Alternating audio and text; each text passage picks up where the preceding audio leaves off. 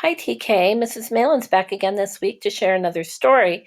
And this story is called Mr. Seahorse, and it is written and illustrated by Eric Carle. And we're going to think about the setting that this story takes place in. It takes place in the ocean, or more specifically, the coral reef, the exact location that we're studying in science this week.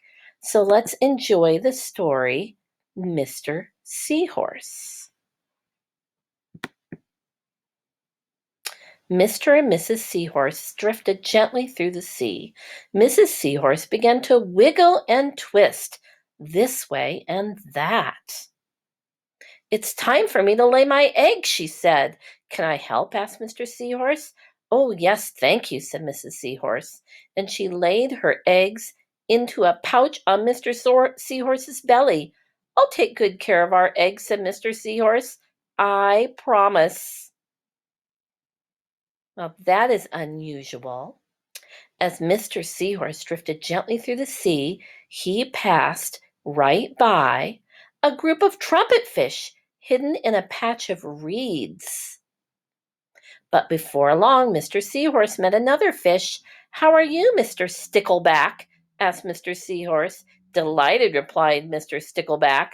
"I just built a nest, and right away Mrs. Stickleback laid her eggs into it. Now I'm taking good care of them until they hatch." "Keep up the good work," said Mr. Seahorse, and swam on his way.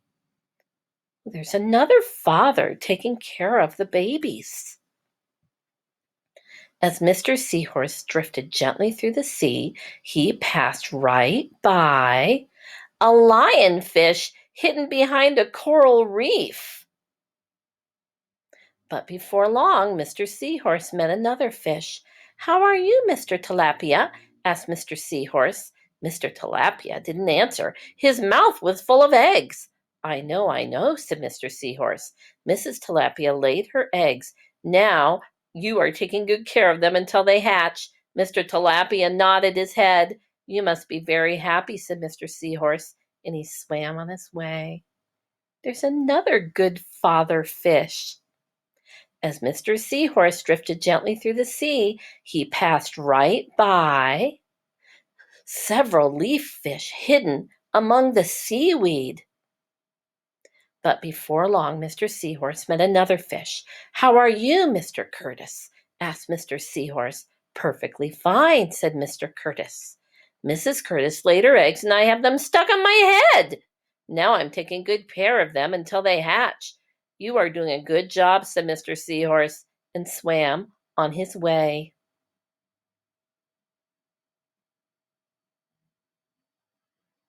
As Mr. Seahorse drifted gently through the sea, he passed right by a stonefish hidden behind a rock. But before long, Mr. Seahorse met another fish. "How are you, Mr. Pipe?" asked Mr. Seahorse.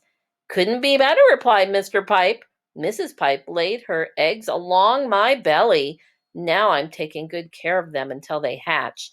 "You should feel proud of yourself," said Mr. Seahorse, and swam on his way. Another good daddy fish.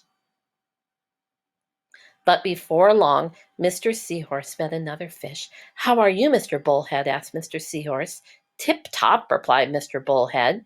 Mrs. Bullhead laid her eggs, and the eggs hatched. Now I'm babysitting. "You are doing a fine job," said Mr. Seahorse, and swam on his way. So many good daddy fish in this story. The time had come for the seahorse babies to be born. Mr. Seahorse wiggled and twisted this way and that. At last the babies tumbled from Mr. Seahorse's pouch and swam away. One baby turned around and tried to come back into the pouch. "Oh no," said Mr. Seahorse, "I do love you, but now you're ready to be on your own."